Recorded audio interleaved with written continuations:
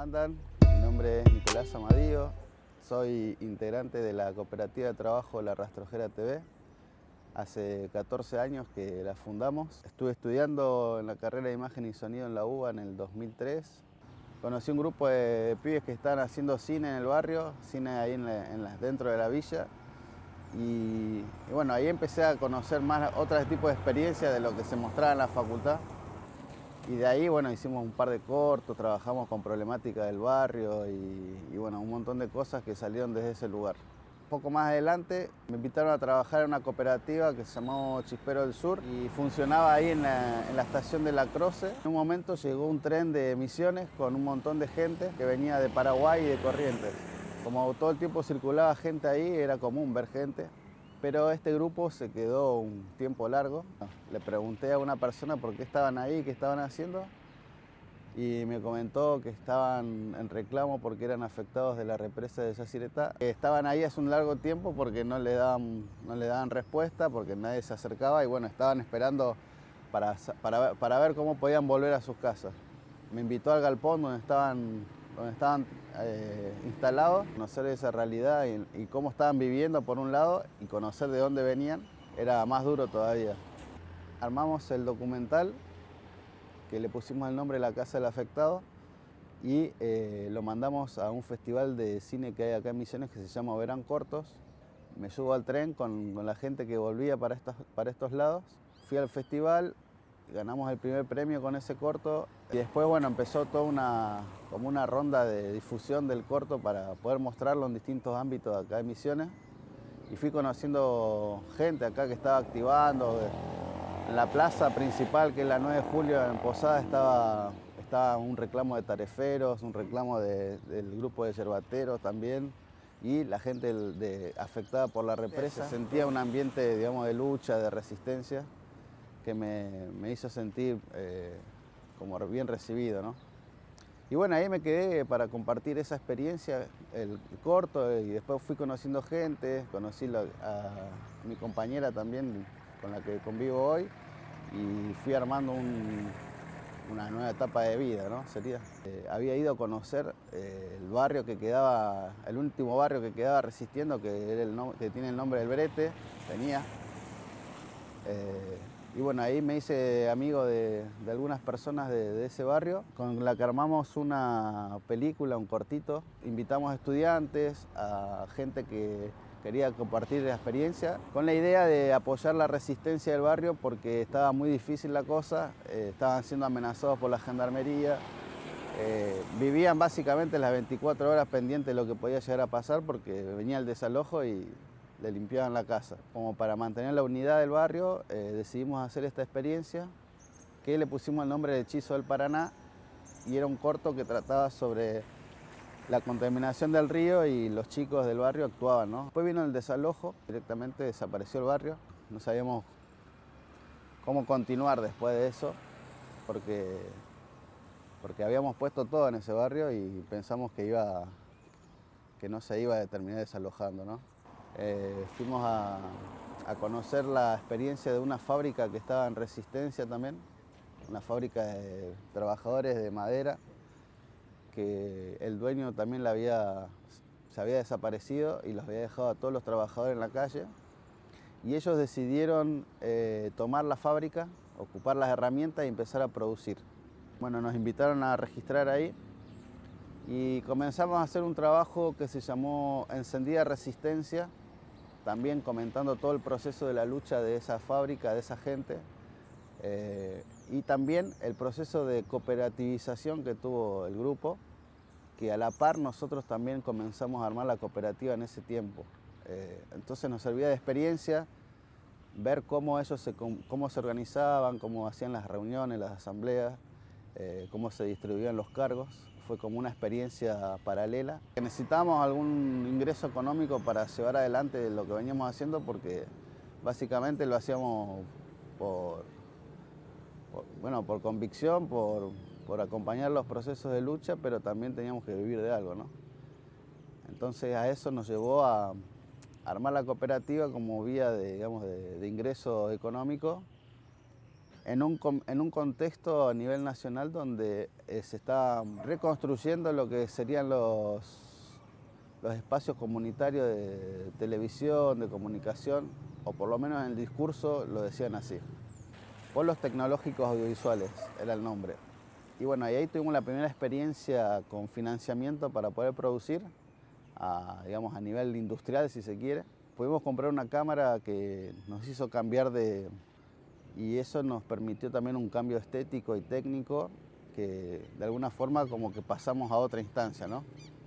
Todo un proceso de autogestión que de alguna forma también fue muy difícil porque si bien teníamos equipamientos nuevos, teníamos equipamientos que estaban acorde a la tecnología del momento, por otra parte la pata digamos, de gestión de recursos y demás no la teníamos, no la sabíamos cómo llevar adelante. Bueno, ahí empezamos con una contradicción.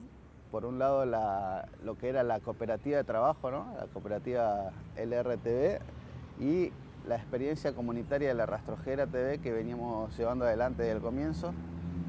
Por una cuestión de que tiene distintos públicos, de que tiene distintas dinámicas y que lo que yo entiendo también es que una es necesaria para que exista la otra, ¿no? Y viceversa. La identidad originaria la dimos con la experiencia comunitaria y yo me siento identificado por esa parte. Pero también, como lo que conté, es necesaria una parte económica para poder llevar adelante. Entonces, de alguna forma, tiene que convivir. Y eso es lo que estamos hasta el día de hoy en esa búsqueda, ¿no? De cómo hacer para que convivan las dos.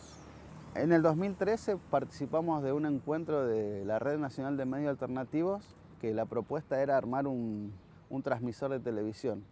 Y bueno, justamente nosotros como veníamos con esa idea de armar un espacio propio, porque también entendemos muy difícil a veces nuestras propias producciones poder hacerlas difundir, necesitamos también un espacio propio para poder difundirlo y construirlo colectivamente con todos estos espacios, estas organizaciones con las que veníamos participando.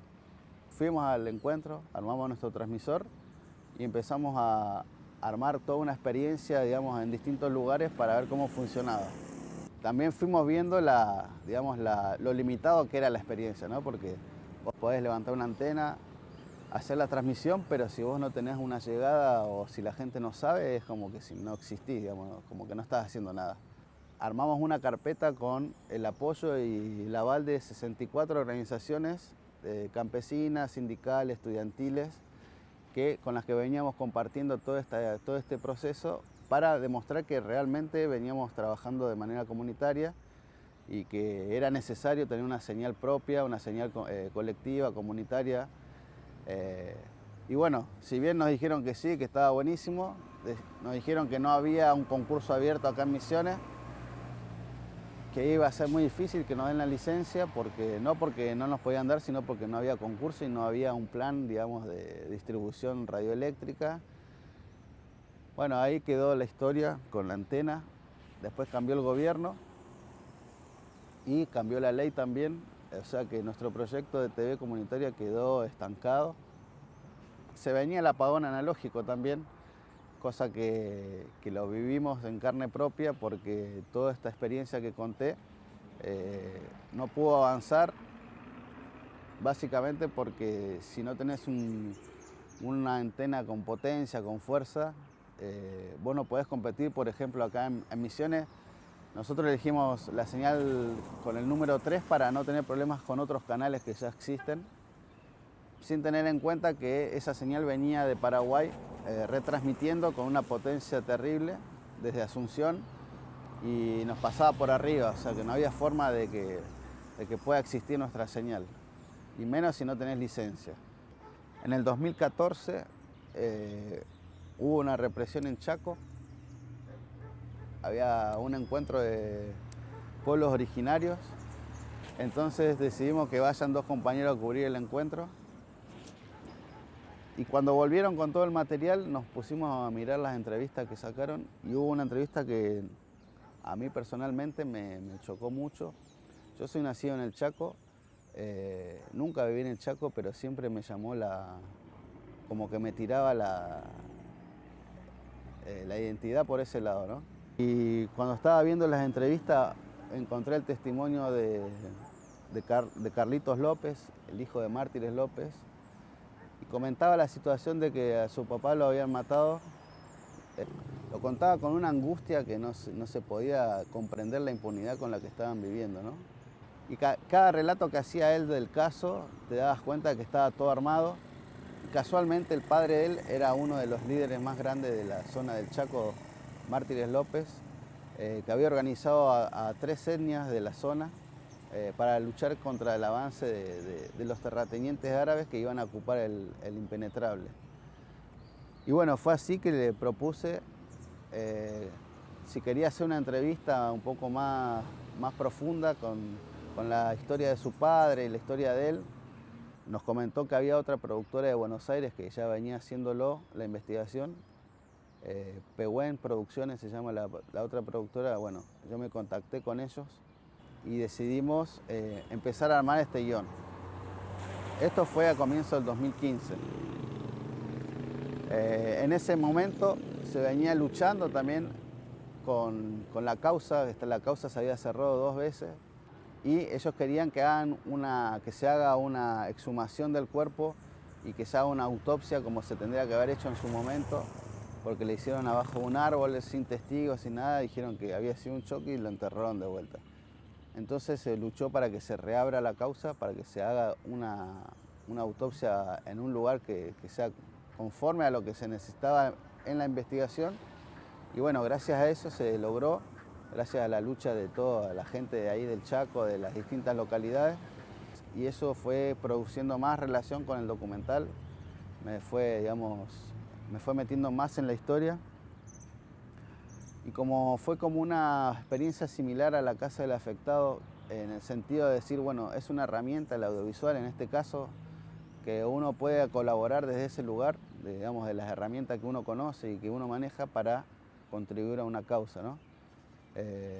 Así que bueno, me puse a editar el material, lo mandé al Festival del Apacho, que es en Chaco también, un festival de cine, y cuando se enteraron que lo íbamos a pasar, organizaron toda la gente de los familiares de Mártires y se fueron al cine. En esta proyección no entraba la gente en la sala, estaba la gente afuera. Tuvieron que hacer 2 proyecciones para que no quede gente afuera. Y se terminó entregando una mención al documental por la constante lucha y que sirva también esa mención para poder seguir moviéndolo, ¿no? Bueno, y así fue como movimos el documental por distintos festivales y a la vez iba acompañando los distintos momentos de la investigación y de los otros procesos que se iban dando. Y el festival de 2020 en Barcelona nos había invitado también a participar. Hicimos una campaña para difundir que estábamos participando ahí y ganamos el premio del público. Como que la idea más que nada de las premiaciones y demás es darle difusión a las causas, ¿no? Es buscar herramientas para que no se muera en una pieza documental. Uno no lo mira como un artista, esto hice yo, esta es mi obra, sino más bien decir, son herramientas que están a disposición para que la gente conozca, para que la gente se entere, porque no hay otras vías de que se puedan enterar. Entonces buscar esos pequeños elementos como un premio, como una nota, como lo que sea que vaya dándole más difusión y que no se termine como una noticia más, ¿no? Que sea un aporte que realmente pueda generar un cambio en la causa, que pueda generar un cierre de esta historia, pero bueno, la realidad es otra. No contamos con herramientas realmente grandes como para poder dar vuelta a eso. Eso nos da a entender también que no podemos bajar los brazos, que tenemos que seguir adelante buscando armarnos más, ¿no? En el sentido de armar nuestros equipos, nuestros canales de difusión, generar públicos nuevos, de seguir trabajando cooperativamente, porque vemos que con todas sus dificultades y todas sus contradicciones, es uno de los medios más genuinos, digamos, de transformación que vemos.